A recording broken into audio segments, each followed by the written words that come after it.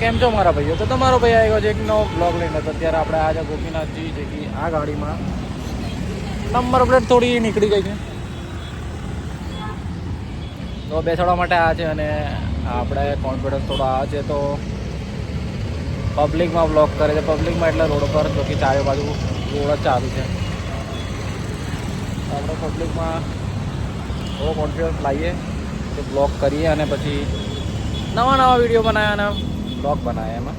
તો બનાવીને જવાનું આપણા બ્લોગમાં. અને અહીંયા નંબર પ્લેટ ફિટ કરાવવા જે કે એક ભાઈબંધ કામ કરે છે એ આપણને ફિટ કરી આપે છે. કારણ કે આનું તો ખબર નહીં ક્યાં થાય છે, પણ હવે આવ્યા છે અને ભાઈબંધ મળ્યો છે તો ફિટ કરાવી દઈએ. પછી તમને મળીએ અને જે આવે એટલે તમને બતાવું અને પછી જઈએ આપણે.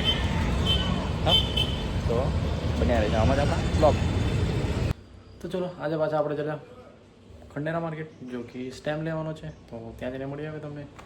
અને આપણી આઈફોનની મેમરી ફૂલ થઈ ગઈ હતી એટલે થોડું ડિલીટ કરવા માટે ઊભા હતા. કારણ કે થોડું શૂટ કરવું છે એટલે. તો અવાજ આવતો હશે કે નહીં ખબર નહીં, કારણ કે ગાડી ચાલુ છે એટલે.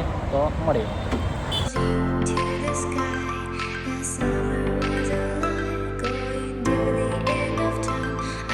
તો હાલ સ્ટેમ્પ લેવાનું કામ આપણું પતી ગયું છે તો હવે આપણે સીધા ઓફિસ જઈએ અને